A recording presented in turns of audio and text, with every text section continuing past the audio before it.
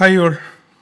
Mid cap ഡോക്ടറിൻ്റെ weekly അനസിലേക്ക് എല്ലാവർക്കും സ്വാഗതം. അപ്പം ഞാൻ ഈ വീഡിയോ ചെയ്യുന്നതേ നമ്മളൊരു കുഞ്ഞൊരു ഓഫീസ് സെറ്റപ്പ് വീട്ടിൽ തന്നെ നമ്മൾ ചെയ്തു. വലിയ സെറ്റപ്പൊന്നുമില്ല, ചെറിയ ജസ്റ്റ് ഒരു കുഞ്ഞു സെറ്റപ്പ്, അത്യാവശ്യം നമുക്ക് ഇരുന്ന് ട്രേഡ് ചെയ്യത്തക്ക രീതിയിലുള്ള ഒരു സെറ്റപ്പ്.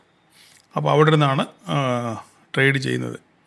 അത്യാവശ്യം ഒന്നോ രണ്ടോ പേര് വന്നാലും ഇരുന്ന് വർത്തമാനം പറയത്തക്ക രീതിയിലുള്ളൊരു കുഞ്ഞു സെറ്റപ്പ്. ഓക്കെ, അപ്പം ഒത്തിരി സന്തോഷം. ഇനിയിപ്പം ബാക്കി കാര്യങ്ങളൂടെയൊക്കെ എടുത്ത് വെച്ച് ഒരു ഫൈനൽ സ്റ്റേജിലേക്ക് എത്തണം. പിന്നെ അടുത്ത ഒരു ഘടകം എന്ന് പറഞ്ഞാൽ നെറ്റാണ്. ഒരു ഹൈ സ്പീഡ് നെറ്റിനെ പറ്റി ഇങ്ങനെ ഒന്ന് രണ്ട് പേരോട് സംസാരിച്ചുകൊണ്ടിരിക്കുന്നു. ജിയോ ഫൈബർ ഒക്കെ വെച്ച് നോക്കണം, എങ്ങനെയാണ് വയർലെസ്സായിട്ട് കിട്ടുമോ, എങ്ങനെയാണ് എന്നൊക്കെയുള്ള സെറ്റപ്പ് അതിന് സംസാരിച്ചുകൊണ്ടിരിക്കുന്നു. എന്തായാലും ഒരു നല്ല നെറ്റ്വർക്ക് കണക്ഷനോട് കിട്ടിക്കഴിഞ്ഞാൽ നമ്മുടെ ഏറെക്കുറെ പരിപാടികളൊക്കെ ഏകദേശം അത്യാവശ്യം സെറ്റപ്പ് ആവും. ഓക്കെ, അപ്പം നമുക്ക് ഇന്നത്തെ വീക്കിലനുസരിച്ച് കഴിഞ്ഞാൽ ഒന്ന് രണ്ട് കാര്യങ്ങൾ പറയാനുണ്ട്. അപ്പം നമ്മൾ ചാർട്ടിലോട്ട് വരുന്നതിന് മുന്നേ ഞാൻ ക്യാപ്ഷനിൽ പറഞ്ഞ പോലെ തന്നെ രണ്ട് മൂന്ന് കാര്യങ്ങൾ ഈ ആഴ്ച നമ്മളെ പ്രതിസന്ധി സൃഷ്ടിക്കാൻ സാധ്യതയുണ്ട്. ഒന്നാമത്തെ കാര്യം, നാളെ ഇലക്ഷനാണ്. ഇലക്ഷൻ്റെ റിസൾട്ട് വരുന്ന ദിവസമാണ്. അപ്പം ഇതിൽ പ്രധാനമായിട്ട് ശ്രദ്ധിക്കേണ്ടത് ബംഗാളിൽ ഏതെങ്കിലും കാരണവശാൽ BJPക്ക് ഒരാധിപത്യം ഉണ്ടാകുകയാണെന്നുണ്ടെങ്കിൽ അതൊരു പോസിറ്റീവ് നോട്ടായിട്ട് വീഴാനുള്ള സാധ്യതയുണ്ട്. അതുപോലെ തന്നെ തമിഴ്നാട്ടിലും ഏതെങ്കിലും രീതിയിൽ ഒരു ചെറിയ മേൽക്കോയ്മയെങ്കിലും BJPക്ക് ഉണ്ടാകാൻ സാധ്യതയുണ്ടെന്നുണ്ടെങ്കിൽ ഇതൊക്കെ മാർക്കറ്റിന് ഒരു പോസിറ്റീവ് നോട്ടിലേക്ക് മാറാനുള്ള സാധ്യത വളരെ കൂടുതലാണ്. ഓക്കെ, അപ്പം അതൊന്നാമത്തെ കാര്യം. രണ്ടാമത്തെ കാര്യം, പോസിറ്റീവ് നോട്ടിന് കാര്യം ഞാൻ പറഞ്ഞത്. രണ്ടാമത്തെ കാര്യം എന്ന് പറഞ്ഞു കഴിഞ്ഞാൽ, ട്രംപ് വീണ്ടും താരിഫിൻ്റെ വാളുമായിട്ട് വന്നേക്കുകയാണ്. ഓട്ടോ സെക്ടറിന് വീണ്ടും 20% താരിഫ് അടിച്ചു കൊടുത്തു എന്നൊരു വാർത്ത വീണ്ടും വരുന്നുണ്ട്. അത് മാർക്കറ്റിനെ, ഓട്ടോ സെക്ടറിനെ നല്ല രീതിയിൽ ബാധിക്കാനുള്ള സാധ്യത വളരെ കൂടുതലാണ്. പിന്നെ നമ്മൾ പറഞ്ഞ ഒരു കാര്യം എന്ന് പറഞ്ഞു കഴിഞ്ഞാൽ,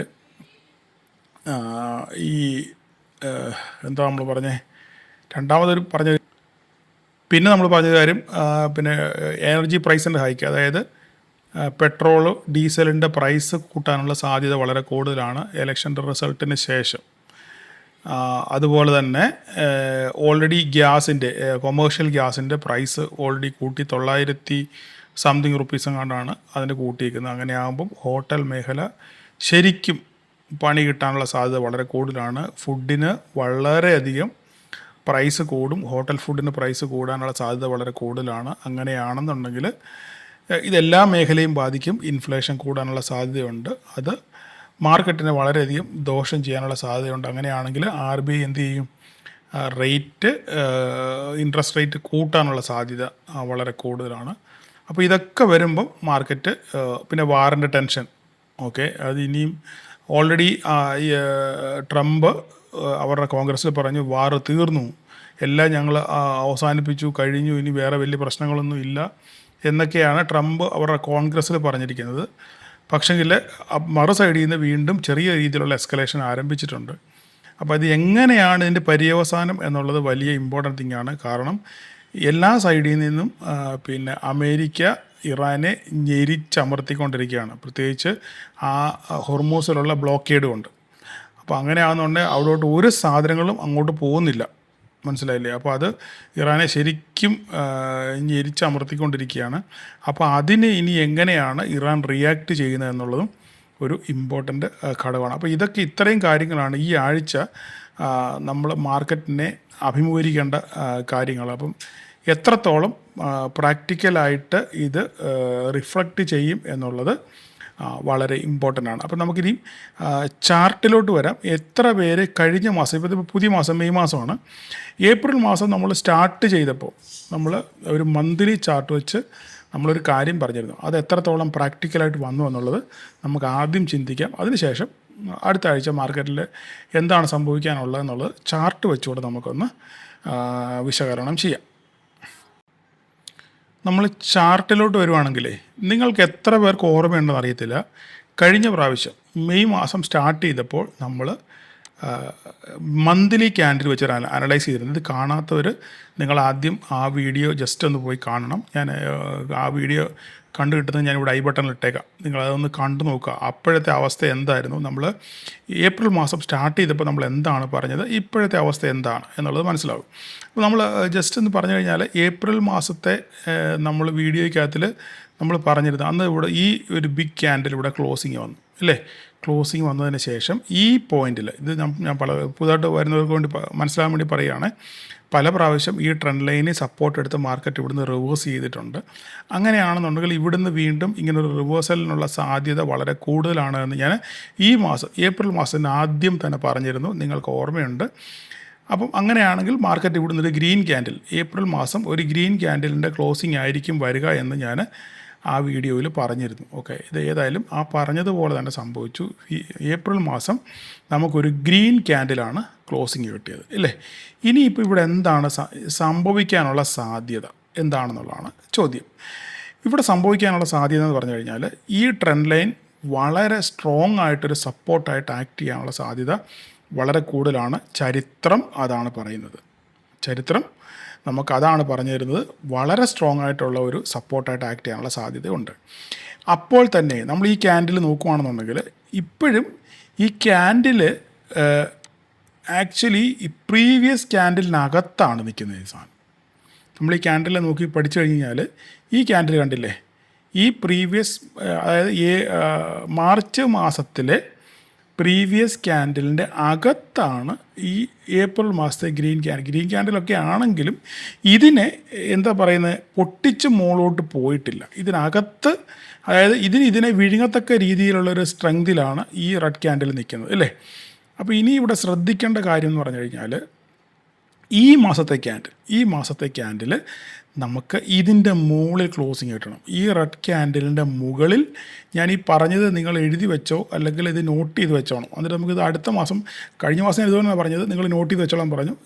ഇപ്പോൾ സംസാരിക്കുന്നു ഞാൻ ഈ പറയുന്ന കാര്യം നിങ്ങൾ നോട്ട് ചെയ്ത് വെക്കുക. മെയ് അവസാനം ആകുമ്പോൾ നമുക്ക് എന്ത് ആണ് സംഭവിക്കുക എന്നുള്ള കാര്യം നമുക്ക് അന്നേരം ഇപ്പോൾ നോക്കാം. നമുക്ക് ഇപ്പോൾ പ്രെഡിക്റ്റ് ചെയ്യാനല്ലേ പറ്റത്തുള്ളൂ. അപ്പോൾ അങ്ങനെ ആകുമ്പോൾ നമുക്ക് ഈ മെയ് മാസത്തിൽ നമുക്ക് ഇവിടെ ഒരു ഗ്രീൻ ക്യാൻഡിൽ ക്ലോസിങ് കിട്ടണം. എവിടെ കിട്ടണം? ഈ റെഡ് ക്യാൻഡിലിൻ്റെ മുകളിൽ കിട്ടണം. മനസ്സിലായി പറഞ്ഞ് ഈ റെഡ് ക്യാൻഡിലിൻ്റെ മുകളിൽ നമുക്കിവിടെ ഒരു ക്ലോസിങ് കിട്ടണം. അങ്ങനെയാണെന്നുണ്ടെങ്കിൽ മാർക്കറ്റ് പെട്ടെന്ന് തന്നെ ഓൾ ടൈം ഹൈയിലേക്ക് എത്താനുള്ള സാധ്യത വളരെ കൂടുതലാണ്. ഇനി താഴോട്ടാണ് പോകുന്നതെങ്കിൽ സ്ട്രോങ് ആയിട്ട് ഈ പറയുന്ന ട്രെൻഡ് ലൈൻ ആയിരിക്കും സപ്പോർട്ട്. ഇതിന് പൊട്ടി താഴെ പോയാൽ, ഇതിന് താഴെ വീക്കിലി ക്യാൻഡിൽ ക്ലോസിങ് വന്നാൽ, ഈ ട്രെൻഡ് ലൈനിൻ്റെ താഴെ വീക്കിലി ക്യാൻഡിൽ ക്ലോസിങ് വരികയാണെന്നുണ്ടെങ്കിൽ നമുക്ക് മാർക്കറ്റിൽ ഒരു നെഗറ്റീവ് ട്രെൻഡ് സ്റ്റാർട്ട് ചെയ്തു എന്ന് പറയേണ്ടി വരും. ഇത്രയും കാര്യം നിങ്ങളുടെ മനസ്സിൽ വെക്കുക. നിങ്ങൾ അല്ലെങ്കിൽ ബുക്കിനകത്ത് എഴുതി വെക്കുക, നോട്ട് ചെയ്ത് വെക്കുക, അല്ലെങ്കിൽ ഇതൊരു സ്ക്രീൻഷോട്ട് എടുത്ത് വെക്കുക, വെച്ച് നിങ്ങളുടെ കയ്യിൽ വെച്ചേക്കുക. ഓരോ ദിവസം കഴിയുന്തോറും മാർക്കറ്റ് എങ്ങനെയാണ് ബിഹേവ് ചെയ്യുന്നത് എന്ന് നിങ്ങൾക്ക് ഇത് നോക്കിയാൽ മനസ്സിലാകും. അപ്പോൾ ഇതിൻ്റെ ഇടയിൽ തന്നെ ഞാൻ വേറൊരു കാര്യം പറയാൻ മറന്നുപോയി. ഞാൻ കഴിഞ്ഞ വെള്ളിയാഴ്ച വീഡിയോ ചെയ്തപ്പോൾ പറഞ്ഞിരുന്നു, നമ്മുടെ ഒരു പെൻഡിങ് ക്ലാസ് ഉണ്ടായിരുന്നു തൃശ്ശൂർ ഒരു പെൻഡിങ് ക്ലാസ് ഉണ്ടായിരുന്നു, നമുക്ക് നടത്താൻ പറ്റാത്ത ഒരു ക്ലാസ്. ആ ക്ലാസ് ഈ വരുന്ന 16-ാം തീയതി ശനിയാഴ്ച ആ ക്ലാസ് വീണ്ടും അവിടെ നടത്താൻ ആഗ്രഹിക്കുന്നുണ്ടെന്ന് ഞാൻ പറഞ്ഞിരുന്നു. അപ്പോൾ തന്നെ ധാരാളം ആൾക്കാരുടെ ആവശ്യപ്രകാരം കൊച്ചിയിലും ഒരു ക്ലാസ് നമ്മൾ പ്ലാൻ ചെയ്യുന്നുണ്ട്. അപ്പം എനിക്ക് നിങ്ങളോട് പറയുന്നതിനകത്തൊരു സങ്കടമുണ്ട്. ആ കൊച്ചിയിൽ നമ്മൾ ക്ലാസ്, ഞാൻ പറഞ്ഞത് കൊച്ചിയിൽ ക്ലാസ് ഡിക്ലെയർ ചെയ്യുന്നുണ്ടെന്നുള്ളവർ. അപ്പോൾ ഞാനത് ഗ്രൂപ്പിൽ പറഞ്ഞപ്പോഴത്തേക്കും ഓൾമോസ്റ്റ് ആ സീറ്റുകളെല്ലാം ഫില്ലായി. ഇനിയും വളരെ വിരലിലുണ്ടാവുന്ന സീറ്റുകൾ മാത്രമേ അവിടെ ബാക്കിയുള്ളൂ കൊച്ചിയിൽ. നമുക്ക് കൂടുതൽ ആൾക്കാരെ അക്കോമഡേറ്റ് ചെയ്യിക്കാനും പറ്റുന്നില്ല. അപ്പോൾ അതുകൊണ്ട് നിങ്ങൾ എന്നോട് ക്ഷമിക്കുക. ഇനിയും ഒരവസരം വരുമ്പോൾ നമുക്ക്, ഞാൻ ഓൾറെഡി ഇത് പറഞ്ഞതാണ്, പക്ഷേ ജസ്റ്റ് ഞാൻ വെള്ളിയാഴ്ച ഒരു ഹിൻഡ് വന്നിരുന്നു നിങ്ങൾക്ക് അല്ലേ. അപ്പോൾ എന്തായാലും ഗ്രൂപ്പിലുള്ളവർ അത് ഓൾറെഡി എല്ലാം വീതം വെച്ചെടുത്തു. ജസ്റ്റ് ഇനി വിരലിലുണ്ടാവുന്ന സീറ്റുകൾ മാത്രമേ അതിന് ബാക്കിയുള്ളൂ. ആർക്കെങ്കിലും താല്പര്യം ഉണ്ടെന്നുണ്ടെങ്കിൽ നിങ്ങൾക്ക് ആദ്യം വരുന്നവർക്ക് അത് കിട്ടും. പക്ഷേ ഒത്തിരി ഒന്നുമില്ല, ഒരു 3-4 സീറ്റ് കൂടുതലൊന്നും കാണത്തില്ല.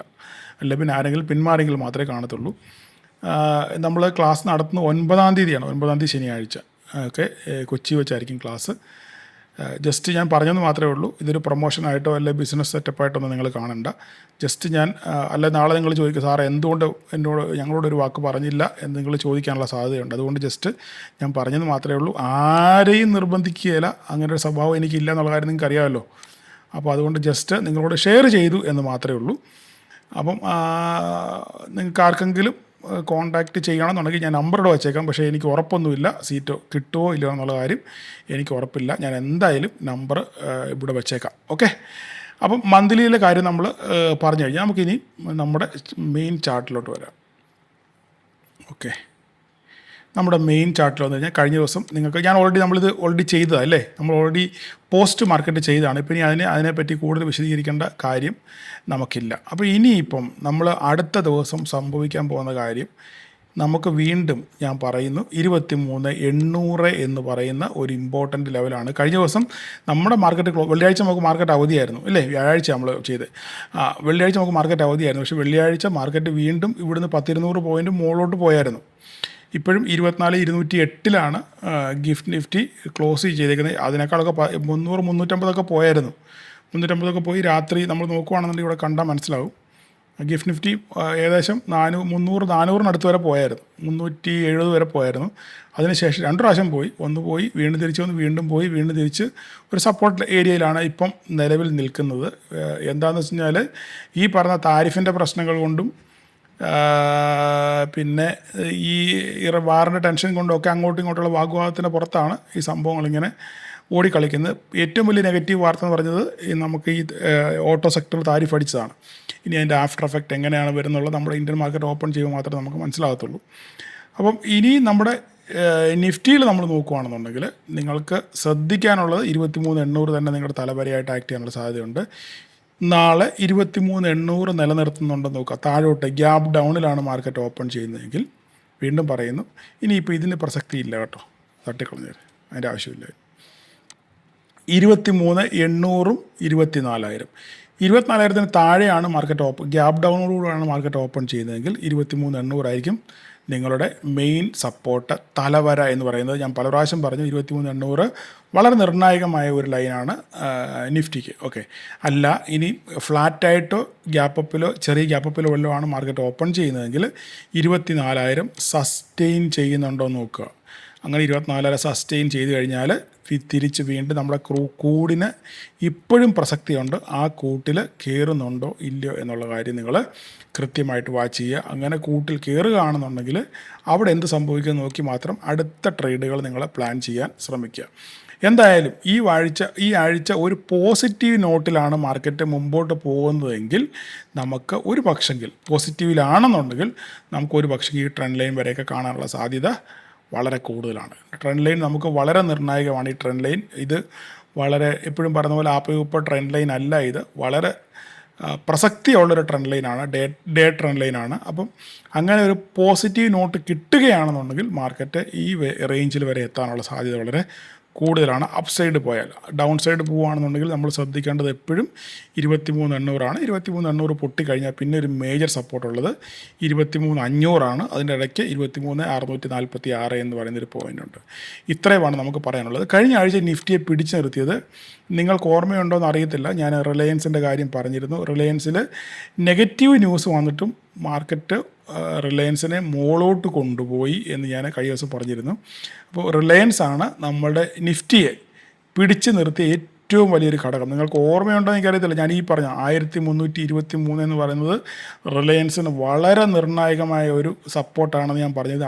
അതിനുശേഷം മാർക്കറ്റ് അവിടെ നിന്ന് ഏകദേശം ഒരു 100-150 പോയിൻ്റ്, ഒരു 100 പോയിൻറ്റിന് മുകളിൽ മാർക്കറ്റ് എന്ത് ചെയ്തു, അവിടുന്ന് റിലയൻസ് യാത്ര ചെയ്തു. ഓക്കെ, ഈ ഒരൊറ്റ സ്റ്റോക്കാണ് നമ്മുടെ നിഫ്റ്റിയെ വീഴാതെ പിടിച്ചു നിർത്തിയത്. ബാക്കി എല്ലാവരും ഒരു എന്താ പറയുന്നത് ഒരു ന്യൂട്രൽ സ്റ്റേജിലായിരുന്നു. ആ ന്യൂട്രൽ സ്റ്റേജിലാണ് നമ്മളുടെ റിലയൻസ് പിടിച്ചു നിർത്തിയത്. അപ്പോൾ അതുപോലെ തന്നെ ഇൻഫിയും TCSും വീഴാതെയും പിടിച്ചു നിന്നു. അതുകൊണ്ട് പിടിച്ചു നിന്നു എന്ന് മാത്രം വേണമെങ്കിൽ പറയാം. ഇനിയിപ്പോൾ നമുക്ക് ബാങ്ക് നിഫ്റ്റിയുടെ കാര്യം നോക്കുകയാണെങ്കിൽ bank Nifty വീക്കാണ്, very വീക്കാണ്.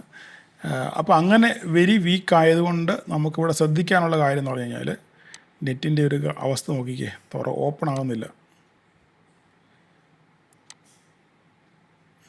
Net show. Okay, അപ്പം അങ്ങനെ ആണെന്നുണ്ടെങ്കിൽ നമുക്ക് ബാങ്ക് നിഫ്റ്റിയിൽ ഏറ്റവും പ്രധാനപ്പെട്ട ഒരു സപ്പോർട്ട് ലെവലാണ് 53,589, 53,500 തന്നെ കൂട്ടിക്കും. അപ്പോൾ നാളെ നിങ്ങൾ ബാങ്ക് നിഫ്റ്റിയിൽ ശ്രദ്ധിക്കേണ്ടത് 53,500 ഈ ലൈൻ. ഈ 53,589 എന്ന ലൈൻ പൊട്ടിക്കുന്നുണ്ടോ ഇല്ലയോ നോക്കുക. ഇല്ലെങ്കിൽ നമുക്ക് ഈ 55,261, ഓക്കെ, ഇതിന് ഇനി ആവശ്യമില്ല. ഇതൊക്കെ നേരത്തെ വരച്ചിട്ട് ഇതിൻ്റെ ആവശ്യമില്ല, ഇതൊക്കെ കഴിഞ്ഞു. ഓക്കെ, ഇതുകൂടെ ക്ലോസ് ചെയ്തേക്കാം, ഇതൊക്കെ ഓപ്പൺ ചെയ്യാം. ഓക്കെ, നമുക്ക് നോക്കാനുള്ളത് ഒന്നുകിൽ 53,589 റേഞ്ചിലോട്ട് ഇറങ്ങി വരണം. നെഗറ്റീവ് ആണെന്നുണ്ടെങ്കിൽ, മുകളിലോട്ട് പോവുകയാണെന്നുണ്ടെങ്കിൽ 55,261 മുകളിൽ സസ്റ്റെയിൻ ചെയ്തെങ്കിൽ മാത്രമേ നമുക്ക് ബാങ്ക് നിഫ്റ്റിയിൽ എന്തെങ്കിലും ഒരു അപ്സൈഡ് പൊട്ടൻഷ്യൽ പറയാൻ പറ്റത്തുള്ളൂ. ഓക്കെ, അതുപോലെ തന്നെ നിഫ്റ്റി മിഡ് ക്യാപ്പിൻ്റെ കാര്യം എടുക്കുകയാണെന്നുണ്ടെങ്കിൽ നല്ല രീതിയിൽ മുകളിലോട്ട് പോയ സാധനം വീണ പോലെ തന്നെ നേരെ തിരിച്ച് താഴെ വന്നു. ഇപ്പോഴും നമ്മുടെ ലെവലൊക്കെ വളരെ കൃത്യമായിട്ട് വർക്ക് ചെയ്യുന്നുണ്ട്. അപ്പോൾ ഈ ഒരു ലെവൽ, ഈ പറയുന്ന 13,678, അതൊരു നിർണായകമായ ലൈനായിട്ട് ആക്ട് ചെയ്യാനുള്ള സാധ്യതയുണ്ട് തിങ്കളാഴ്ച. ഓക്കെ, അപ്പോൾ ഇതിന് താഴെ പോവുകയാണെങ്കിൽ, ഈ 13,678 താഴെ പോവുകയാണെന്നുണ്ടെങ്കിൽ നമുക്ക് 13,500 കാണേണ്ടി വരും. 13,500 കാണേണ്ടി വരും. ഇല്ല, മുകളിലോട്ട് പോവുകയാണെങ്കിൽ 13,944. ഈ 13,944 അവിടുന്ന് അപ്സൈഡ് കിട്ടുവാണെങ്കിൽ പെട്ടെന്ന് തന്നെ 14,118, 222 ഒക്കെ കാണാനുള്ള സാധ്യതയുണ്ട്. പഴയ ലെവലുകളൊക്കെ വെരി കൃത്യമാണ്. നിങ്ങളത് മാർക്ക് ചെയ്ത് വെച്ചിട്ടുണ്ടെന്ന് വിശ്വസിക്കുന്നു. അത് നോക്കി നിങ്ങൾ ട്രേഡ് ചെയ്യാൻ ശ്രദ്ധിക്കുക. അതുപോലെ സെൻസെക്സിൻ്റെ കാര്യം എടുക്കുകയാണെന്നുണ്ടെങ്കിൽ സെൻസെക്സിനകത്തും ഈ പറയുന്ന പോലെ തന്നെ നമുക്ക് വളരെ നിർണായകം 76,224 ഈ 76,224 താഴെ പോയാലാണ് നമുക്ക് ഒരു ഡൗൺഫോൾ കാണേണ്ടി വരും. അങ്ങനെയാണെങ്കിൽ 75,350 വരെ സെൻസെക്സ് വരാനുള്ള സാധ്യത വളരെ കൂടുതലാണ്. ഇല്ല, അപ്സൈഡ് പൊട്ടൻഷ്യൽ ആണെന്നുണ്ടെങ്കിൽ 77,631 നമ്മൾ നിലനിർത്തണം. ഓക്കെ, 77,630 നിലനിർത്തിയാൽ മാത്രമേ നമുക്ക് 78,670 1000 പോയിൻറ്റിൻ്റെ റാലി നമുക്കിവിടെ കാണാൻ സാധിക്കും. നിലനിർത്തിയാൽ. ഇല്ലയെന്നുണ്ടെങ്കിൽ സാധനം നേരെ താഴോട്ട് വരും. അപ്പോൾ ഇവിടെ നിങ്ങൾ നോക്കിക്കണ്ട് ട്രേഡ് ചെയ്യാൻ ശ്രമിക്കുക. 76, 220, 240, 224 ഒരു സപ്പോർട്ട് ലൈനായിട്ട് ആക്ട് ചെയ്യാനുള്ള സാധ്യതയുണ്ട്. മാർക്കറ്റിൻ്റെ ട്രെൻഡ് നോക്കി നിങ്ങൾ ട്രേഡ് ചെയ്യാൻ ശ്രമിക്കുക. അപ്പോൾ ഇത്രയൊക്കെയാണ് ഈ ആഴ്ച നമുക്ക് പറയാനുള്ളത്. ഞാൻ പറഞ്ഞല്ലോ, മാർക്കറ്റ് കഴിഞ്ഞ 1-2 മാസമായിട്ട് ഹൈ വോളറ്റൈലാണ്. മാർക്കറ്റ് എങ്ങോട്ട് പോകുമെന്ന് നമുക്ക് ഗതി നിർണ്ണയിക്കാനൊന്നും പറ്റത്തില്ല. ട്രെൻഡിനൊപ്പം നമ്മളും പോവുക, അത് മാത്രമേ നമുക്ക് കൂടുതൽ പറയാനുള്ളൂ. അപ്പം നാളെ എല്ലാവർക്കും ഒരു പ്രോഫിറ്റബിൾ ഡേ ആശംസിക്കുന്നു. പറഞ്ഞ കാര്യങ്ങളൊക്കെ സൂക്ഷിച്ച് കണ്ട് എഴുതി വെച്ച് നിങ്ങൾ ട്രേഡ് ചെയ്യാൻ ശ്രമിക്കുക. ന്യായം എന്നുള്ള കാര്യം നിങ്ങൾ ആരും മറക്കരുതെന്ന് ഒരിക്കൽ കൂടി ഓർപ്പിച്ചുകൊണ്ട് നിർത്തുന്നു. നമസ്കാരം.